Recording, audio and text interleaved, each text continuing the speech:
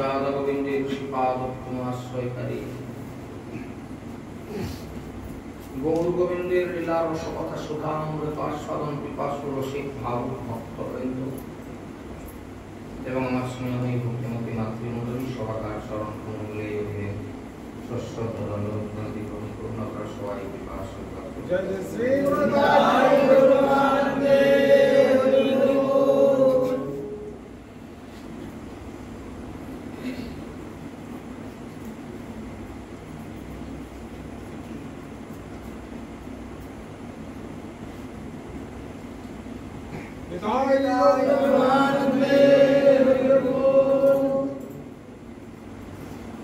সংসার গমন লীলোকত্রায়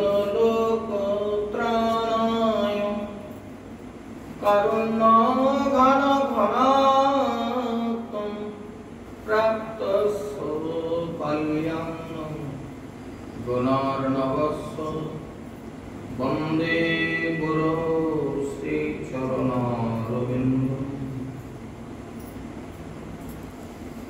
এই সংসার ত্রিতাপগ্রস্ত জ্বালা থেকে যিনি মুক্তি প্রদাতা শ্রী গুরুদেব, যিনি 108 জন্ম ধরে আমাদের পিছনে ধার করছেন আমাদের কল্যাণ করার নিমিত্ত, আমার পরমারাধ্য শ্রী গুরুদেব নিত্যধাম প্রবিষ্ট শ্রী শ্রী নারায়ণ দেব সর্বঙ্গোপাদেব শ্রীপাদ আমার সকল প্রণাম। নিত্যধাম প্রবিষ্ট পিতৃদেবের চরণে আমার প্রণাম, আমার মাতৃদেবীর চরণে প্রণতি। আমার নিত্য সেবিত সেবিক প্রভু শ্রী শ্রী শ্রী শ্রী শ্রী শ্রী রাধা দামোদর শ্রীপাদ আমার সকল প্রণাম। এবং সর্বোপরি এখন পর্যন্ত যারা এখানে উপস্থিত হয়েছেন, পরে যারা উপস্থিত হবেন এবং লাউড স্পিকার মারফত যারা দূর থেকে শ্রবণ করছেন, সকলের চরণে আমার কোটি কোটি কোটি কোটি জয় শ্রী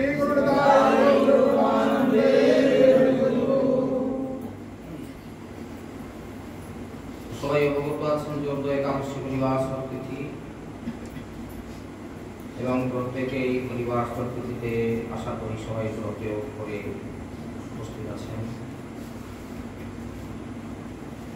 তো সংক্ষিপ্তভাবে প্রথমে একাদশীর মাহাত্ম্য কথা একেবারে সংক্ষিপ্তভাবে বলে তারপর আমরা পুরো আলোচনার মধ্যে প্রবেশ করি। মাসটা কার্তিক মাস, দামোদর মাস সকলে জানেন। তা এই কার্তিক মাসের একটা শুক্লপক্ষের একাদশী, পক্ষটা শুক্লপক্ষ চলছে। তো কার্তিক মাসের এই শুক্লপক্ষের একাদশী যে মাহাত্ম্য কথা, এই মাহাত্ম্য কথা স্কন্দ পুরাণে বর্ণনা করা আছে। আপনারা খুঁজলে পেয়ে যাবেন, স্কন্দ পুরাণে বর্ণনা করা আছে। ব্রহ্মা নারদ সংবাদ এই প্রসঙ্গে উল্লেখ করা আছে।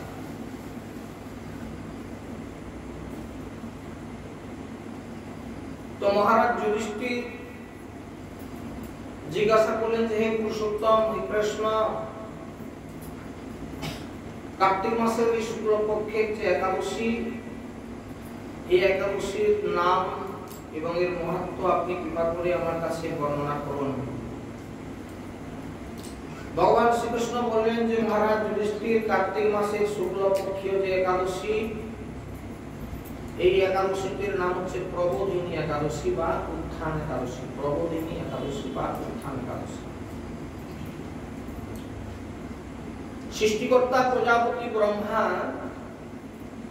একদা নারদের কাছে এই একাদশীর মহিমা কীর্তন করেছিলেন। তো তিনি যে কথা কীর্তন করেছিলেন, তো এখন তুমি আমার কাছে সেই কথাই শ্রবণ করো। দেবশ্রী নারদ প্রজাপতি ব্রহ্মাকে বললেন যে হে মহাত্মা, যে একাদশীতে ভগবান শ্রী গোবিন্দ স্বয়ং থেকে জাগৃত হয়ে ওঠেন, আপনারা সকলে অবগত আছেন যে ফেরত রথ বা উল্টো রথের পরের দিন যে একাদশী, যে একাদশীটার নাম ছিল শয়ন একাদশী। তো ভগবান এরপর শয়ন করেন এবং এই কয়েক মাস ধরে তিনি শয়নে থাকেন। এই কারণে এই সময় সমস্ত প্রকার শুভকর্ম নিষিদ্ধ, যেগুলো অবশ্য কর্ম সেটা আলাদা, কিন্তু কোনো সংকল্পিত গৃহপ্রবেশ, মন্দির প্রতিষ্ঠা, বিবাহ আদি এসব কর্ম নিষিদ্ধ করা হয়।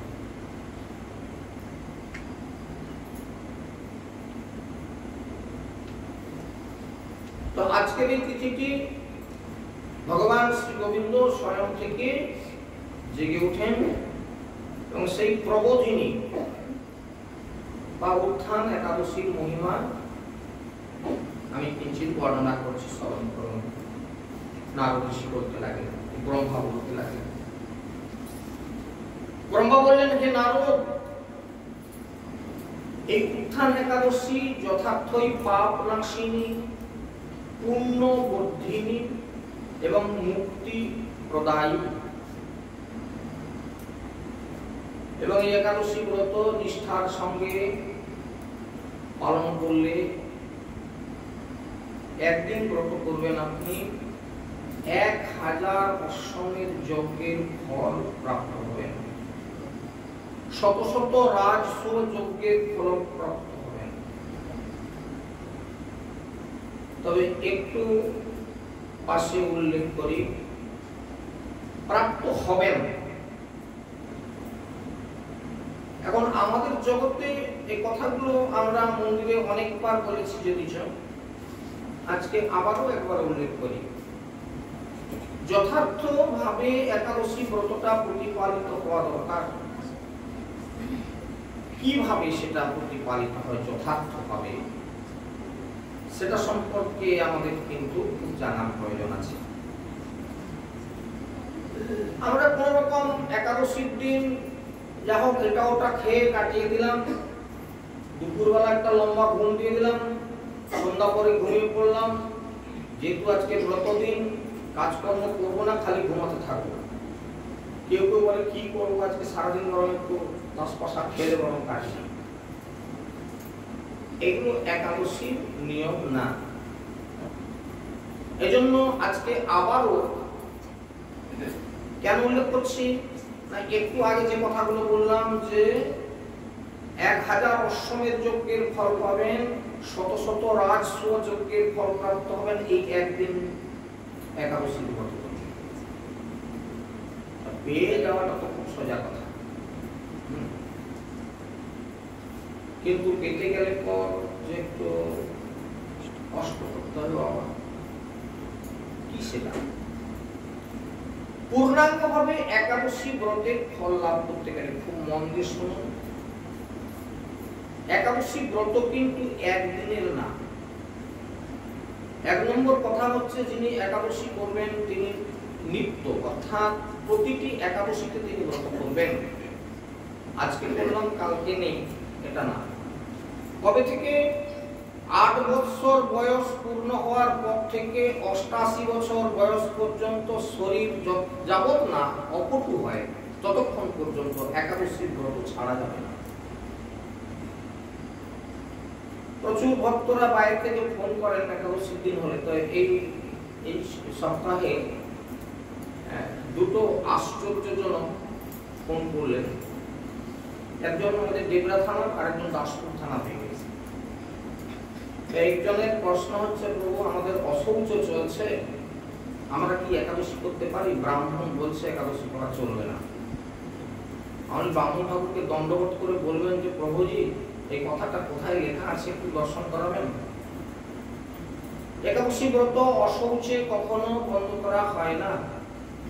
এমনকি মায়েরা যে সময় অসুচি থাকে সেই সময়টা তো একাদশী ব্রত বন্ধ হয় না। একাদশী ব্রত কোনোদিনই বন্ধ করা যাবে না। 8 বছর বয়স থেকে 88 বছর বয়স পর্যন্ত, শরীর অপটু না হওয়া পর্যন্ত। আপনি অপটু হয়েছেন সেক্ষেত্রে আলাদা, পাচ্ছেন না, সে বিছানা থেকে উঠতে পারেনি 50 বছর বয়স, সে কথা আলাদা। কিন্তু 88 বছর বয়স পর্যন্ত শরীর অপটু না হলে পর একাদশী ব্রত কোনোদিন ছাড়া যাবে না। আরেকটা শুনলে আপনারা অবাক হবেন, দাসপুর থানা থেকে যে ফোনটা করেছেন সুদিনটা বলছে, বাবা একটা কথা জিজ্ঞাসা করি। হ্যাঁ বলুন, নিশ্চিত বললাম। না, আমাদের ঠাকুরমশাই বলছেন, তিনি অল্প কিছুদিন আগে স্বামীকে হারিয়েছেন, অবস্থায় স্বামী মারা গেছে। তো তার স্বামী একাদশী তিথির দিন মারা গেছে। ব্রাহ্মণ ঠাকুর তাকে ভাস দিয়েছে যে তোমাদের বংশে আর একাদশী হবে না, যেহেতু একাদশী তোমার স্বামী মারা গেছে, তোমাদের একাদশী হবে না। আমি তাকে বললাম যে ঠাকুরমশাইকে জিজ্ঞাসা করবেন যে আমাকে একজন বলেছে যে যা শাস্তি দেবেন সে নেবে বলেছে, যদি কোনো গ্রন্থদর্শী কথাটা বলতে পারেন তাহলে যা শাস্তি দেবেন মেলবে, এই কথাটাকে জিজ্ঞাসা করবেন।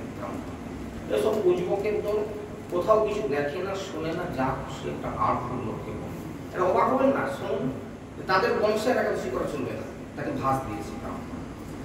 এরা কোথায় পায় তাও জানি না, কোন গ্রন্থে আছে সে কথাও যদি দেখাতেন ওনারা আমি উদাত্ততাম। এই কারণে জগতে নানা রকম বুজরুক আছে। শুধু পরিষ্কার কথা, এই যে কথাটা বললাম, আপনারা যদি কোনো গ্রন্থে কোনো পণ্ডিত এ প্রসঙ্গে কোনো ভুল প্রমাণ করেন, আপনার এই সমস্ত খবরটা দেবেন যে উনি পণ্ডিত লোক বলেছেন অমুক গ্রন্থে এই কথা বলা আছে, আপনি যে কথা বলছেন এই কথা মিথ্যা, বা এই কথাগুলো সঠিক নয়, এই কথাগুলো ঠিক। পরিষ্কার কথা। আপনারা আমাকে প্রশ্ন করুন যে কোথায় আছে, আপনাদের আমি দেখাবো। ভক্তি বিলাস বলে একদম পরিষ্কার আপনারা পড়াশোনা করবেন, শ্লোক তুলে দেওয়া আছে।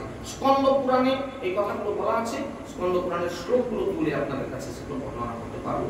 এই জন্য প্রত্যেকটি কথা শাস্ত্র সঙ্গত। অমুক লোক বলে গেছে, আমাদের তো পূর্বাপর হয়ে আসছে, এই কথাগুলো কিন্তু বাজারে বিচারযোগ্য নয়। সেই জন্য এই কথাগুলো শুনবেন না, এগুলো বাজে কথা।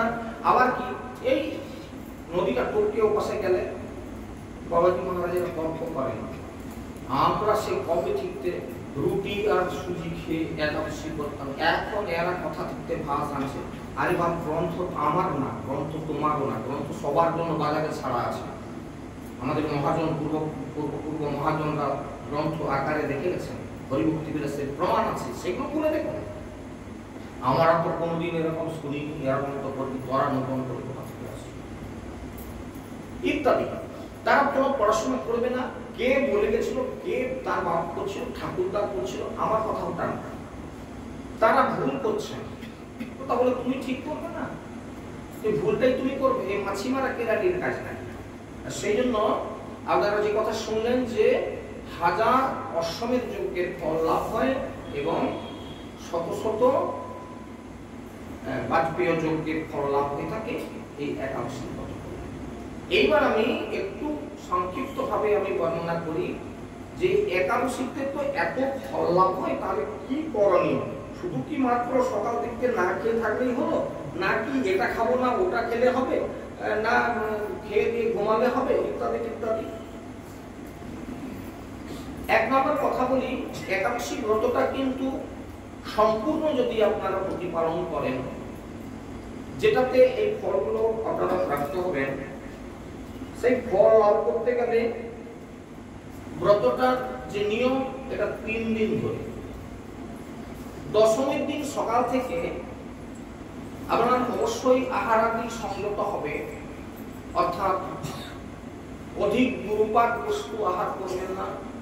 কারণ দশমীর দিন যদি আপনি অধিক গুরুপাক বস্তু আহার করেন, সেটা পরিপাক হতে হতে একাদশী তিথিতে পৌঁছে যাবে। খুব মন দিয়ে শুনবেন কথাগুলো। পরিষ্কার গ্রন্থের কথা অনুযায়ী ফল পেতে গেলে যেগুলো আমাদের করণীয় সেই কথাগুলো শুনুন। আজ তো দশমী, কালকে একাদশী, আজকে বেশ করে খেয়ে দিই, বা অনেকেই আছে ইত্যাদি ইত্যাদি খায়, ইত্যাদি আমি আর বলছি ইত্যাদি, আজকে দশমীতে খেয়ে কালকে একাদশী। তো এই ইত্যাদি খেলে কিন্তু একাদশীর ফল আদপেও পাবেন না, বরঞ্চ ঘুরে গোল খাবেন। এটা কেন? 1 নম্বর দিক। 2 নম্বর হচ্ছে দশমীর রাত্রিতে অন্ন নিষিদ্ধ করা আছে। এই অন্নটা পাচন হতে হতে, ধরুন আপনি 4টা 4:30টাতে উঠে মঙ্গল আরতি করে ভগবানের মঙ্গলাচরণ করে আপনি ব্রতের সংকল্প করবেন।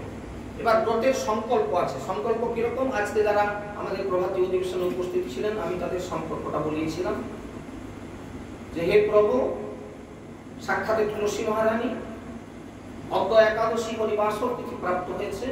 এই একাদশী হরিবাসর তিথিতে আমি ব্রত ধারণ করলাম, আপনি কৃপা করুন, করুণা করুন যেন আমার একাদশী ব্রত পূর্ণ হয়। এটা করলাম মঙ্গলাচরণ করলাম পর 4:30টায়, ভোর 4:30টার পরেই কিন্তু ব্রত শুরু হয়ে যায়। এই জন্য কেউ যদি ঘুমিয়ে থাকেন 7টা পর্যন্ত, দেখি আমি একাদশী করতেছি, ওই সব গল্প আমার কাছে বলবেন না। পরিষ্কার কথা, ফল পাবেন তো কাজে করতে হবে বাবা। এই জন্য 3:30টায় উঠবার চেষ্টা করবেন ওই উক্ত দিনে, অন্যদিন যদি নাও পারেন ওঠা প্রত্যেকেই উচিত, কারণ 3টার পর থেকে কিন্তু যে রাত্রিটা, এই রাত্রিটা রাত্রি নয়, এটা 3টা পরেই সূর্যদেব উদয়া চলতে শুরু করেন এবং আস্তে আস্তে দেখবেন পূর্ব পাশ কিঞ্চিত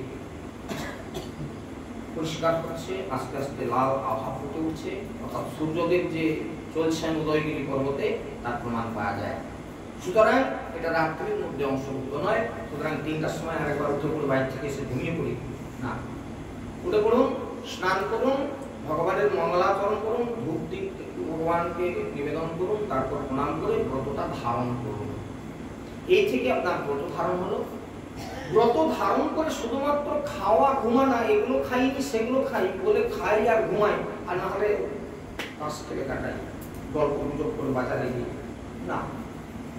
যতটা বেশি সম্ভব ভগবানের দিব্য নাম জপ করবেন, কীর্তন করবেন, গ্রন্থাদি পাঠ, শ্রীমদ ভগবত গীতা, শ্রীমদ ভাগবত, শ্রী চৈতন্য চরিতামৃত, চৈতন্য ভাগবত ইত্যাদি ভগবানের প্রিয় গ্রন্থগুলি পাঠ করবেন, শ্রবণ করবেন। আমরা বেশি কিছু পারি না, এই জন্য একাদশীর সন্ধ্যাতে আমরা প্রতি আমাদের এই মন্দিরে এই নিয়মটা চালু আছে যে প্রতি সোমবার একটি সাপ্তাহিক অধিবেশন এবং প্রতি একাদশীতে পাক্ষিক অধিবেশন, এটা অবশ্যই অনুষ্ঠিত হয়।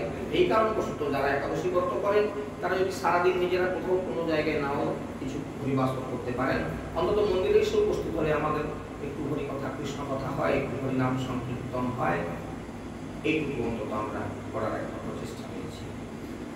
দ্বিতীয় কথা হচ্ছে একাদশীর 10 রকমের একাদশী আছে, 10 রকমের। সব গল্প গুজবে কান না দিয়ে এই 10টা একাদশীর কোনটা আপনার পক্ষে সম্ভব সেটা বেছে নেন। মনকে কথাগুলো শুনবেন, তা না হলে ভুলে পড়ে যাবেন। হাওমাও করার দরকার নেই। আর প্রত্যেকটা কথা আপনারা প্রমাণ আমার কাছে চাইবেন। যদি আপনাদের মনে তো সন্দেহ থাকে, যে কোনো কথার বিরুদ্ধে আপনারা প্রমাণ আমার কাছে চাইবেন, কেননা আর কথা বলে সময় নষ্ট করবার কোনো দরকার নেই, আর নিজেদের মধ্যে তর্কাতর্কি করার দরকার নেই। শাস্ত্রীয় প্রমাণ দেখিয়ে যদি কথা না বলা যায় তাহলে সে কথা বাজারে চলে না, এটা হচ্ছে কথা। এই জন্য আমরা আজকে যে প্রসঙ্গে এরপরে আলোচনাতে যাব সেখানেও কিন্তু এই একই কথা দেখাবো। স্বয়ং মহাপ্রভু বলেছিলেন যে প্রমাণ দেখিয়ে কথা বলো, ও বাজে কথা তোমার মুখ থেকে আমি শুনতে চাই না, আমিও সে কথা বলতে চাই। আমার গল্প গুজব শোনার জন্য আপনারা বিভিন্ন জায়গা থেকে আসেন সময় নষ্ট করে, সেই জন্য আমার গল্প গুজব আপনারা শুনে যাবেন না। আমি প্রমাণ দেখিয়ে যে কথাগুলো বলবো সেইগুলো জীবনে প্রতিপালন করবার চেষ্টা করবেন, তাহলে কিনা হরিবাস করে আসার মহাত্মাটা বোঝা যাবে। একাদশীতে 10 প্রকার একাদশী আছে। 1 নম্বর একাদশী হচ্ছে নির্জলা ব্রত, জলস্পর্শ বিষয়। এমনকি জলগ্রহণ কতটা করা যাবে না সেটা লক্ষ্য করুন। আচমনটা যদি করেন, আচমন সম্পর্কে আমাদের যে ধারণা দেওয়া আছে, হপুস করে একটা বামুন ঠাকুর হপুস করে একটা শব্দ হয় নমো বিষ্ণু, না, এটাতে কি হয়, অনেকটা জল মুখের মধ্যে চলে যায়। জল এতটাই জল একটু লাগবে ঠোঁটে, সেটা জিহ্বা পর্যন্ত যাবে, ঠোঁট থেকে জিহের অগ্রভাগ পর্যন্ত, জিভের মাঝখানে পর্যন্ত যাবে না, জিভের অগ্রভাগ পর্যন্ত যাবে, নমো বিষ্ণু উচ্চারণ করবে। একাদশীতে এমনকি বিভিন্ন প্রকার পেস্ট দ্বারা মুখ ধোয়া নিষিদ্ধ আছে। কিছু কিছু গাছের পাতা আছে, সেই পাতাগুলো ব্যবহার করতে পারেন দন্ত ধাবনের ক্ষেত্রে, অথবা কোনো কোনো গ্রন্থে দেখানো হয়েছে, যেমন নারদীয় পুরাণে দেখানো হয়েছে মুখ ধোয়া নিষিদ্ধ, দন্ত ধাবন নিষিদ্ধ। 21 থেকে 27 বার মুখের মধ্যে পরিষ্কার জল দিয়ে কুলকুচা করে ভালো করে ফেলবেন। মুখ অন্য কোনো রকম পেস্ট দিয়ে বা অন্য কোনো দাঁতন ব্যবহার করে দন্ত ধাবন করা যাবে না। দ্বিতীয় কথা যেটা, সেটা হচ্ছে যে দশবিধান একাদশীর মধ্যে প্রথম হচ্ছে নির্জলা, দ্বিতীয় যেটা 2 নম্বর একাদশী হচ্ছে এটা যে একেবারে সারাদিন জল না খেয়ে থাকতে পারি না, তাহলে সারাদিন ব্রত ধারণ করার পর পড়ন্ত বেলায় অর্থাৎ সূর্য অস্তর পূর্ব মুহূর্তে ভগবানের একটু পাদোদক একবার গ্রহণ করতে পারেন। পাদোদক, ভগবানের পাদোদক, এই যে মন্দিরে যখন বিগ্রহ স্নান করানো হয় সেই স্নানোদক পাদোদক, এটা একবার কিঞ্চিত গ্রহণ করতে পারে তুলসী পত্র সহিত। একবার নিলে হবে না, আমি অন্তত দুবার নেব। তাহলে এটা হলো দ্বিতীয়। এবার 3 নম্বরে হচ্ছে দুবার ভগবানের চরণোদক, দুবার। 4 নম্বর ভগবানের চরণোদক 3 বার বা ততোধিকবার। আমি অন্তত শুধুই ভগবানের চরণামৃত একটু রাখবো একটা ঘটিতে করে, একটু বেশি করে বাবাজির কাছ থেকে দিয়ে, আর সারাদিনে আমাকে 3 বারেরও বেশি আমাকে নিতে হবে, না আমার গলা শুকিয়ে যায়। এটা 4 নম্বরের একাদশী হয়ে গেল। 5 নম্বর একাদশীতে বলা হয়েছে যে শুধু চরণামৃত দ্বারা আমার হবে না, একবার অন্তত একটু দুধ গ্রহণ করব। এটা 5 নম্বরের একাদশী। আমি শুধুমাত্র একবার নিলে হবে না, 6 নম্বরে আমি 2 বার পর্যন্ত দুধ গ্রহণ করব, 7 নম্বরে আমি 3 বার পর্যন্ত বা ততোধিকবার অন্তত এরকম কিছু একটু দুগ্ধজাত বস্তু গ্রহণ করব। 8 নম্বরের যে একাদশী, এই শুধু একটু দুধ খেয়ে আমার চলবে না, একটু দুধ, ফল, সবজি টবজি একটু সেদ্ধ করে একবার পাবো, একবার মাত্র পাবো। এটা 8 নম্বরের। 9 নম্বর হচ্ছে একবার পেলে চলবে না, আমি 2 বার পাবো। এটা 9 নম্বরের। আর দশবিধা, একবারে দশবিধা, সেটা হচ্ছে দুগ্ধ বা দুগ্ধজাত সামগ্রী, বিভিন্ন প্রকার ফল ইত্যাদি, বা সবজি। সবজি বলতে আমরা সবজির মধ্যে বিশেষ করে মিষ্টি কুমড়ো, আলু, কাঁচকলা, এগুলো মোটামুটি চালু আছে। এবং মাটির তলা, যেমন বাদাম, সঠিক ফুট, এই জাতীয় জিনিস চলতে পারে। এই মোটামুটি 10 নম্বর একাদশী। তাহলে আমরা যে একাদশীটা করি, একেবারে সত্যি কথা, আমি আমার নিজের কথা বলি, আমি বাবা এই 10 নাম্বারটি করি। ডুপ্লিকেট কথা বলে তো লাভ নাই যে আমি বিরাট বাবাজি, ওসব বক্তৃতা না। এই 10 নম্বরে, মানে এর বাইরে কোনো একাদশী নেই এখানে। যারা এবার একটা কথা বলি, কারোর শরীর অপূর্ণ, সে পাচ্ছে না, সে বলতে চাচ্ছে আমি একাদশী ব্রত করছি, কিন্তু বাবা আমি পারিনি, আমি রুটি রুটি খেয়ে করি, সেটা সে বলতে পারে। এর দ্বারা কিঞ্চিত ফল লাভ হয়। আমি তো অন্যদিন অন্ন খেতাম, আজকে অন্নটা বাদ দিয়ে আমি তো পারিনি বাবা, এইরকম খেয়ে করি, সে সেরকম ফল পাবে। মোটামুটি সে করলে করতে পারে। তা এ বই তো একাদশীর সিদ্ধান্ত আর হয় না।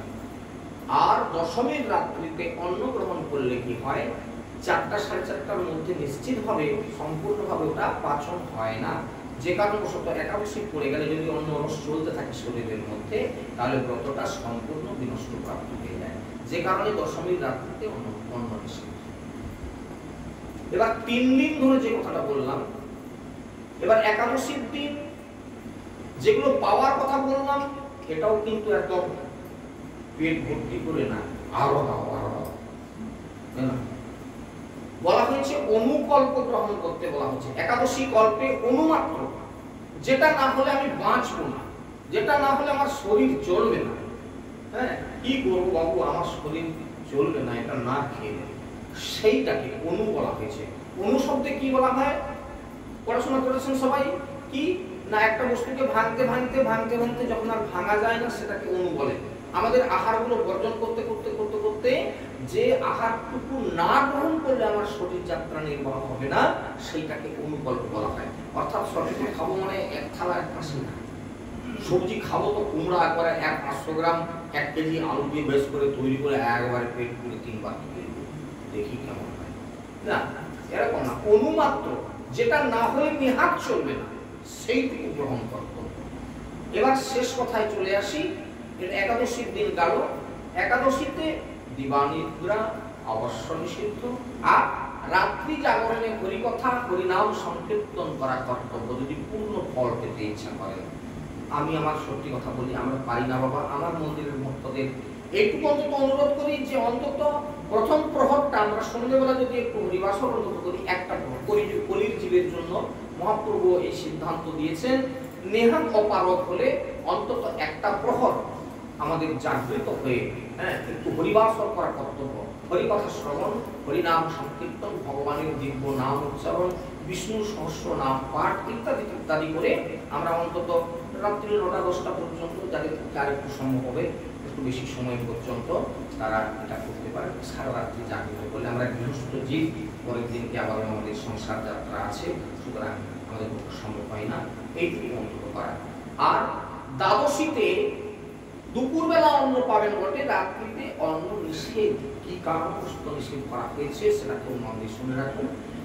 আজকে একবারে নির্জলা ব্রত কেটেছে বা খুব সংক্ষিপ্ত আহার করে কেটেছে, আগামীকালকে যদি আমরা দুপুরেও একবারে পেট পুরে অন্ন খাই, আবার রাত্রেবেলা অন্ন খাই, যারা এই যে হরিবাসন করছে দ্বাদশীর দিন বলে, দ্বাদশীতে বৈষ্ণব সেবা দিব, হ্যাঁ, দুপুরবেলাও এক জায়গায় সেবা, রাত্রেও এক জায়গায় সেবা। সেবা মানে বুঝতে পারছেন, সে একটু একবারে ইত্যাদি ইত্যাদি করে রান্না বান্না খাবন দাবন খুবই ভালো। এই খাবনটা নিষেধ করা হয়েছে কেন? মহাজনরা কালকে উপবাস গেছে। আজকে যদি 2 বেলা আপনি একদম কামান পুড়িয়ে দেন, তাতে যদি গন্ডগোল হয়ে যান, আর যদি গন্ডগোল হয়ে যান সম্পূর্ণভাবে আপনার একাদশী ব্রত নষ্ট হয়ে গেল। যদি গন্ডগোল হয়ে যান, কথা বুঝতে পারছেন? গন্ডগোল মানে অতিসার বা ওয়াক,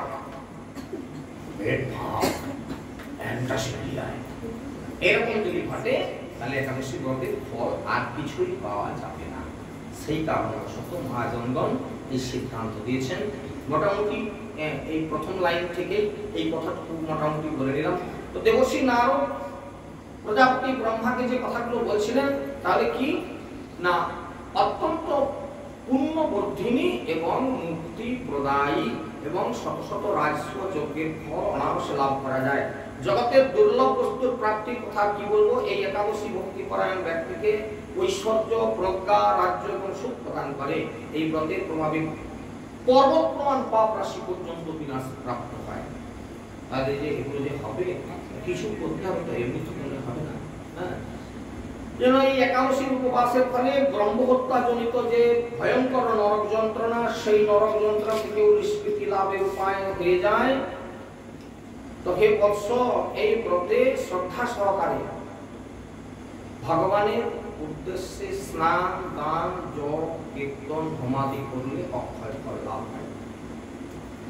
ভগবানের অর্চন তুলসী চন্দন মিশ্রিত করে ভগবানের চরণে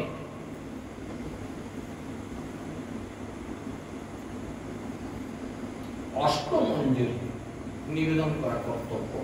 অষ্টমঞ্জরি 8টি করে মঞ্জরি ভগবানের চরণে নিবেদন কর্তব্য। এই চন্দনটা যেটা ব্যবহার করবেন একদম উল্লেখ করা হয়েছে, অন্যদিন যদি নাও করেন আলাদা কথা, কিন্তু একাদশীতে যে চন্দনটা ব্যবহার করবেন, কিভাবে চন্দনটা তৈরি করবেন, শুধুমাত্র চন্দন কাঠটা চন্দন না। আপনারা বেনে দোকানে খোঁজ করবেন, এটা অগুরু চন্দন আছে। এই অগুরু চন্দন আর আমরা যে মরয় চন্দন ব্যবহার করি, এই চন্দন পারলে এর সঙ্গে মিশ্রিত করবেন তুলসী চন্দন, অর্থাৎ তুলসী গাছের যে দেহ রাখা যে তুলসীর কাষ্ঠকে ঘষে তার যে নির্যাসটা বেরোবে, আর এর সঙ্গে কর্পূর মিশ্রিত করতে হবে। ভগবানের এটি অত্যন্ত প্রিয়। এইটি করে এই তুলসী মঞ্জরি সিক্ত করে একদম এপাশ ওপাশ করে সিক্ত করে এই ভগবানের চরণে নিবেদন কর্তব্য। এবং সাদা ফুলের মালা ভগবানকে অর্পণ করা কর্তব্য। সাদা ফুল দিয়ে বিশেষ করে অর্চনা করা। ভগবান বিষ্ণুর এই সাদা ফুল অত্যন্ত প্রিয়, অত্যন্ত প্রিয়। এই জন্য সাদা ফুল তুলবেন, সাদা ফুল তুলে ভগবানকে এদিন অর্চনা করবেন। এই দিনটা একাদশী ব্রত মানে শুধু খাওয়া দাওয়া কি করবো তাই না, ভগবানের সেবা, তার পূজা, তার অর্চনা, তার নাম গুণগান, তার উদ্দেশ্যে পাঠ, এগুলি করেই সময়টা অতিবাহিত করতে হবে, তাহলে পূর্ণ ফল লাভ হবে। এ নারদ সহস্র সুগন্ধি পুষ্পে দেবতার অর্চনে বা সহস্র সহস্র যজ্ঞ বা দান করলে যে ফল লাভ হয়, যেহেতু এটা বিশেষ করে এই উত্থান একাদশীটা পরে দামোদর মাসে বা দামোদর মাস অতিক্রম করে, দামোদর মাসেই বেশিরভাগ পড়ে। একদিকে দামোদর মাস অতি প্রিয় ভগবানের, এই মাসটি যে মাসটাকে কি বলা হয় রিবেটের মাস, মানে ছাড় চলছে, এই যেমন পুজোর সময় সব ক্যানভাস করে গেল না, এই কিনে সোনা কিনলে এত% ছাড়, আর এতে সোনা কিনলে এত% মজুরি ছাড়, তারপরে বলে যা কিনবেন 100% ছাড়, এরকম অনেক রকম ডিজাইনের সব বাজারে অ্যাডভার্টাইজ দিল। তো যেহেতু এটা দামোদর মাস, এই দামোদর মাসে ভগবানের উদ্দেশ্যে, বিশেষ করে আমাদের সঙ্গে দামোদর ব্রত যোগ হয়ে যাচ্ছে, যে ভগবানের উদ্দেশ্যে যে যতটুকু প্রতিপালন করতে পারবেন সেটা অক্ষয় ফল লাভ হয়। এই মাসের জন্য একটা বিশেষ অফার দেওয়া আছে। যে ভক্তরা, যে মানুষ মনুষ্যজনী প্রাপ্ত হয়ে একেবারে হরিভক্তি বিলাসে কার্তিক ব্রত সম্পর্কে বলতে গিয়ে প্রথমেই স্কন্দ পুরাণ থেকে উক্ত করে যে কথা বলা আছে, আপনারা গ্রন্থ খুললে পেয়ে যাবেন। আমার কথাগুলো মেনে নেওয়ার চেষ্টা করবেন, আমার বুজুর্গি কথা শুনে ঘরে যে চুপ করবো সেটার কোনো দরকার নাই। খুললে যেটা দেখতে পাবেন সেটা হচ্ছে, মনুষ্য জন্ম লাভ করিয়া যে মনুষ্য না কার্তিকে কিছুমাত্র ব্রত ধারণ করে তার মনুষ্য জন্ম বিফল হয় এবং পরবর্তীতে সে আর মনুষ্য জন্ম পায় না। সেজন্য প্রত্যেকটি মানুষের উচিত এই দামোদরে কিছু না কিছু ব্রত করা। অনেক নিয়ম আছে, অনেক আহারাদি বর্জন আছে, অনেক কিছু আছে যার কারণে যেগুলি সম্ভব হবে। 1 নম্বর হচ্ছে নখলোম ধারণ করা, 2 নম্বর হচ্ছে তৈলবিহীন আহার করা, একটু আত্মীয় ব্যবহার করতে পারেন। যে দীপটা জ্বালবেন ভগবানের সম্মুখে, সেই দীপটা তেল দ্বারা অথবা ঘৃত দ্বারা প্রজ্বলন করবেন। এতে ভগবান অত্যন্ত সন্তুষ্ট। প্রত্যেকদিন ভগবানের সম্মুখে একটি উজ্জ্বল দীপ দান করতে হয় এই মাসে, দামোদর মাসে ভগবান। এবং একা না, বাড়ির সবাই। এই জন্য অনেকেই দেখবেন আপনারা বাজারে বস্তা বস্তা প্রদীপ বিক্রি হচ্ছে। কেন বস্তা বস্তা প্রদীপ? কারণ আপনারা অনেকে হয়তো জানেন, অনেকে জানেন না। এই মাসে যাদের বাড়িতে 10 জন 8 জন লোক আছে না, এরা 100-200 করে প্রদীপ কিনে নিয়ে যাচ্ছে। আমি চোখে দেখে এলাম, একদিন ডেন্টাতে গিয়েছিলাম, ওখানে কয়েকটা বিড়ি দোকান আছে না, ওদের কাছে সব ছোট ছোট প্রদীপ বিক্রি হচ্ছে। এখন সব কোথাতে আছে, সব সুন্দর সুন্দর প্রদীপ, সেই ছোট ছোট তাও 100 দাও, 150 দাও। আমি দেখে অবাক হলাম যে এদের উদ্দেশ্যটা তখন গ্রন্থের কথার সঙ্গে মিলিয়ে দেখলাম। বাড়ির প্রতিটি 8 জন আছে, তাহলে কতগুলো লাগবে? 30 দিনে 3 আসতে 240টা প্রদীপ লাগবে। মাটির প্রদীপ এরা ব্যবহার করে, দরকার নেই। আপনারা যদি ধাতুর প্রদীপ ব্যবহার করেন, এখন পেতলের প্রদীপ, পাটের প্রদীপ পাওয়া যাচ্ছে বাজারে, 35-40 টাকা 50 টাকার মধ্যে পেয়ে যাবেন। বাড়িতে যদি 6 জন 8 জন সদস্য থাকেন, তাহলে 6টা-8টা প্রদীপ কিনে নেবেন। আর প্রত্যেকদিন তিল তেল বাজারে এখন অ্যাভেলেবল পাওয়া যাচ্ছে, বেনে দোকানে বিশেষ করে। এরা সবাই জেনে গেছে এখন যে কারণবশত তিল তেল সাপ্লাই আছে ভালো, আপনারা তিল তেল গ্রহণ করেন। অথবা যদি আপনাদের বাড়ি থেকে মাড়িয়ে তেলটা প্রস্তুত করতে পারেন, নিশ্চিতভাবে অত্যন্ত ভালো। আর যদি ভালো ঘৃত ব্যবহার করেন সেটা আরো উত্তম কথা। সুতরাং এই দীপ প্রজ্বলন করবেন। এই দীপ ভগবানের কতটা প্রিয় সে সম্পর্কে একটা কাহিনী আপনাদেরকে বলি, শুনুন। এরকম কি আপনাদের ঘটনা কখনো দেখছেন যে প্রদীপ জ্বালালাম পুজোর সময়, আবার দুপুরবেলা জ্বালাবো পুজোর সময়? একদিনে প্রদীপ, মানে প্রতিটা পুজোর সময় নতুন করে বাতি দিতে হয় না, একদিন রাত্রি পর্যন্ত ওই দ্বীপেই আবার তেল দিয়ে আবার জ্বালতে পারেন, তাতে কোনো অপরাধ হয় না। রেখে দিয়েছেন, এখন ঘিয়ের প্রদীপ জ্বালা হয় বা তেলের প্রদীপ জ্বালা হয়। তো আপনি একটু যদি আড়ালে চলে যান, এই ছুঁচো নামক একজন লোক আছে বা ইঁদুর নামক লোক আছে, এরা করে কি না, ওই ঘিয়ের বাতি বা তেলের বাতি পেলে ওরা সেটাকে মুখে করে নিয়ে পালাবে, এদের স্বভাব আছে। তো স্কন্দ পুরাণে বর্ণনা করা আছে, আপনারা শুনলে অবাক হবেন যে এখন একজন ভক্ত সে ভগবানের সামনে এখন দ্বীপ জ্বেলেছে, ঘিয়ের প্রদীপ জ্বেলেছে, একদম ঘিও ভর্তি আছে। আর যখন ঘিয়ের প্রদীপটা জ্বলবে দেখবেন যে ঘৃতটা আর বসে যায় না, দেখবেন সে তেলের মতো হয়ে যায়। গরমেই সেই তেলের মতো হয়ে যায়, তবে খুব ঠান্ডা পড়লে বসে যায়। আর না হলে কিন্তু দেখবেন যে ওই প্রদীপের তাপেই কিন্তু ওটা সবসময় গলে থাকে। এখন সে বেরিয়ে চলে গেছে ঠাকুর ঘর থেকে, ছুঁচো বাবাজি পৌঁছে গেছে। সে এরকম করে দেখে না, সে জ্বলছে, পিছন দিকে ধরবার জায়গা পেয়ে গেছে, মানে বাতিটার পেছন দিকে। সে বলে বাতিটাকে টেনে উঠে পড়ে মুখে করে এরকম বাতিটা টানতে গেছে। বাতি যা টানতে গেছে, সে প্রদীপ উল্টে টুলটে গোটা তার গায়ে পড়ে গেছে, সে ছুঁচোর গায়ে। এবার ছিল গভীত, সেই গভীত গোটা গায়ে একদম স্নান করে গেছে ওই ছুঁচো বাবাজি। আর ওই যে আগুনটা জ্বলতে ছিল বাতিতে, গায়ে আগুন লেগে গেছে। ঘি গোটা গায়ে স্নান হয়ে গেছে, দিয়ে তার উপরে ঘৃতর উপরে আগুন লেগে গেছে। সে বেচারা এবার যায় আর কি, ঠাকুরের আগে ভগবানের সামনে প্রদীপ ছিল, সে তখন গিরিং গিরিং করছে, এরকম করতে করতে করতে করতে মারা গেল। ভগবান চোখের সামনে দেখলেন যে সে নৃত্য করলো এর প্রদীপ নিয়ে, মানে ঘিয়ের প্রদীপ নিয়ে নৃত্য করলো, সুতরাং এর বৈকুণ্ঠে গমন করা কর্তব্য। ভগবান বিচার করে তার বৈকুণ্ঠে স্থান হয়ে গেল। স্কন্দ পুরাণে বর্ণনা করা আছে। হৃদয় গৌর প্রেমানন্দে। আমরা যদি শ্রদ্ধায় একটা প্রদীপ, একটা ছুঁচা সে টেনে খেয়ে যাওয়ার জন্য নিয়েছিল, কিন্তু মানে কোনো কারণে তার গায়ে আগুন ধরে সে নিজে মারা গেল করে, ভগবান বলে না আমার সামনে ও ঘিয়ের প্রদীপ নিয়ে আরতি করলো, সে চিড়িং বিড়িং করে করছে মরবার যন্ত্রণায়, তাতেও তার বৈকুণ্ঠ প্রাপ্তি হয়ে গেল ভগবান বললেন। তাহলে কি না, আমরা যদি মানুষ হয়ে এরকম একটা দীপ দান করি ভগবানের কাছে, আমরা সেই পুণ্যটা অর্জন করতে পারবো। যাই হোক, আমরা খুব সংক্ষিপ্তভাবে দামোদর প্রেত্য এবং আজকের একাদশী মাহাত্ম্য সম্পর্কে খুব সংক্ষিপ্তভাবে বলে আমরা আমাদের প্রাত্যহিক যে আলোচনা, সেই আলোচনার মধ্যে আমরা প্রবেশ করার চেষ্টা করি। আমাদের আলোচনা